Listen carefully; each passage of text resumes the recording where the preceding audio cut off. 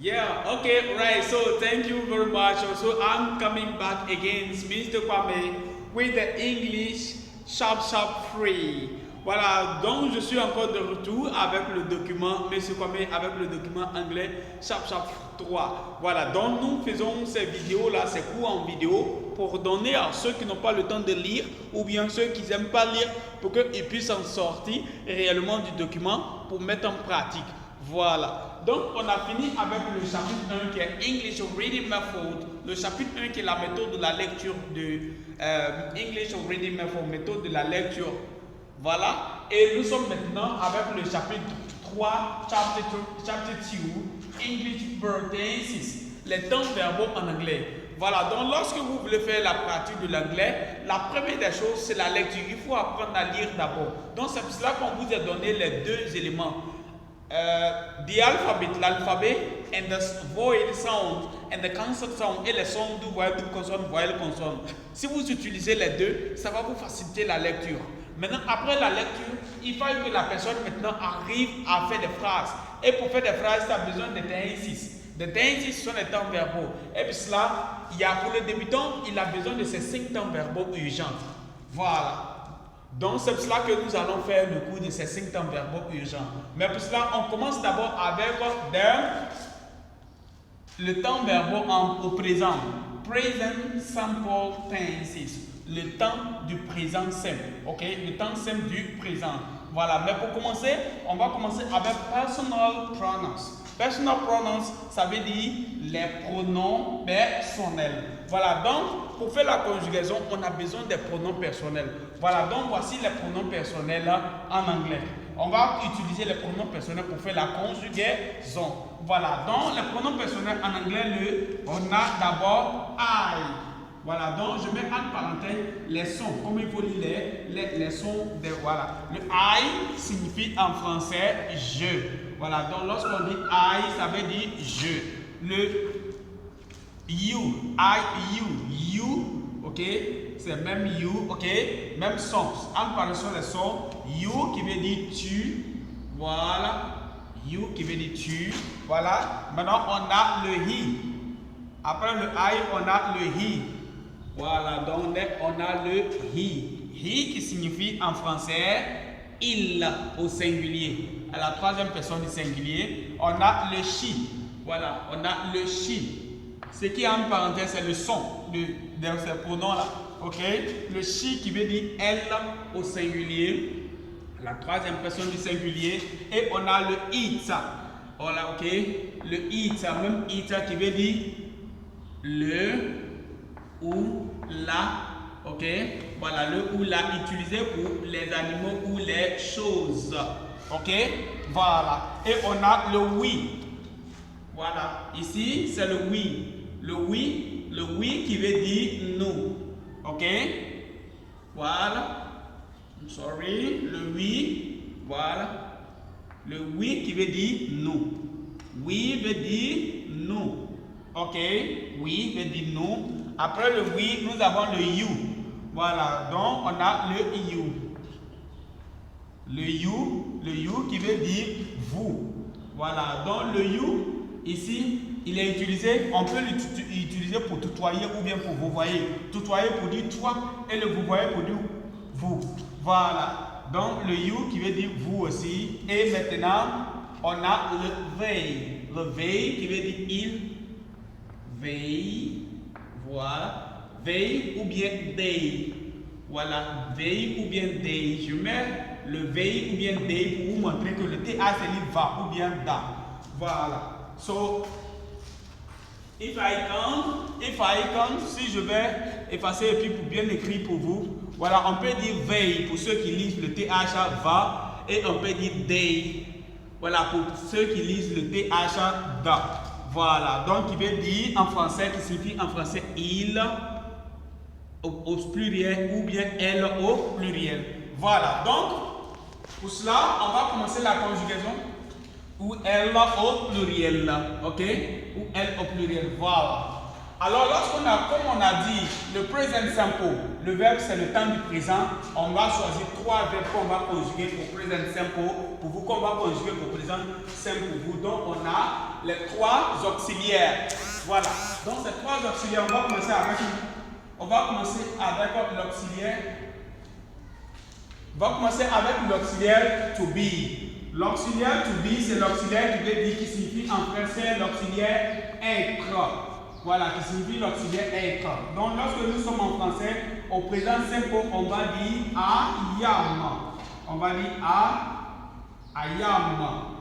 I am qui veut dire I am, it means qui veut dire je suis.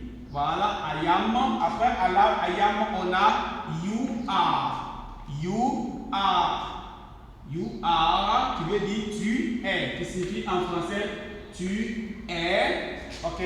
Après I am, you are, on a he, ou bien she, ou bien it.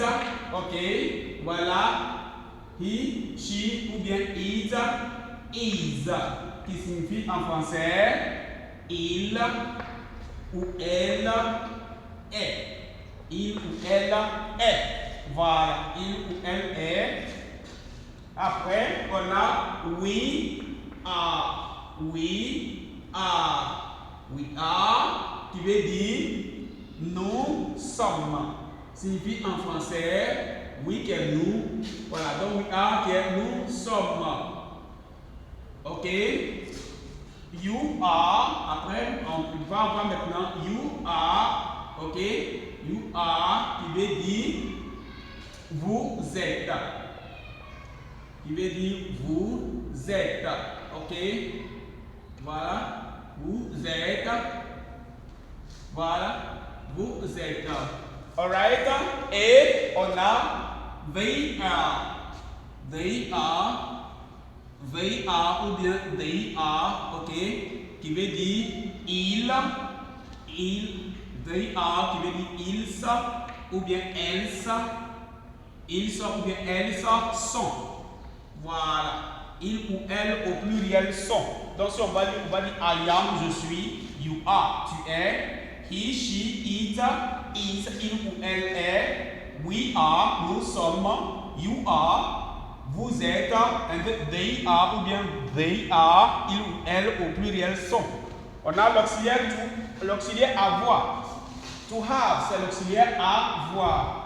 Voilà, donc to have, c'est l'auxiliaire avoir.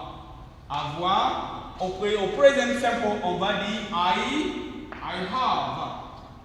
I have, qui veut dire j'ai, qui signifie it means j'ai, ok.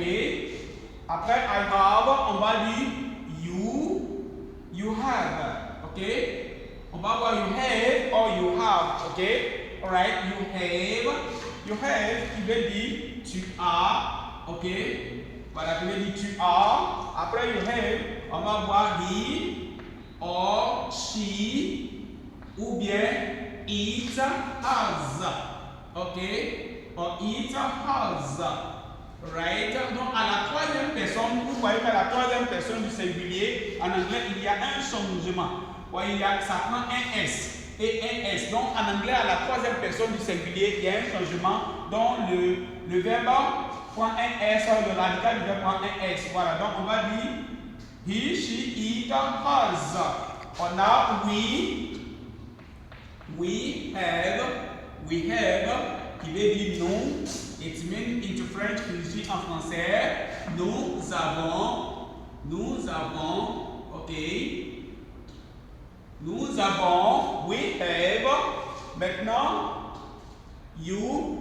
now you have, ok. You have, ok. Je dis les deux pour mélanger l'accent, ok. Right, qui veut dire vous, ok.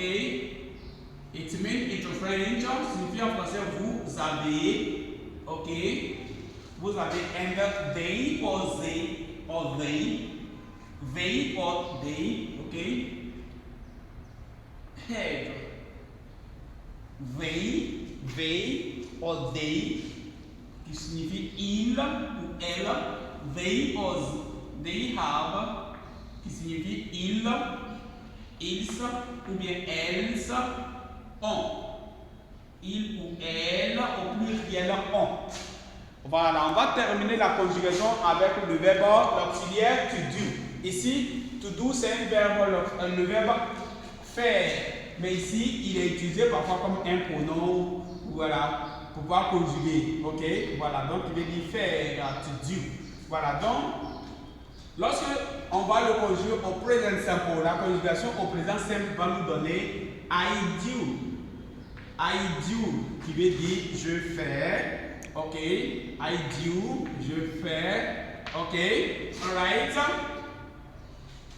You, ok, you do. You do, qui veut dire tu, en français, tu fais. Alright. He, she, or it.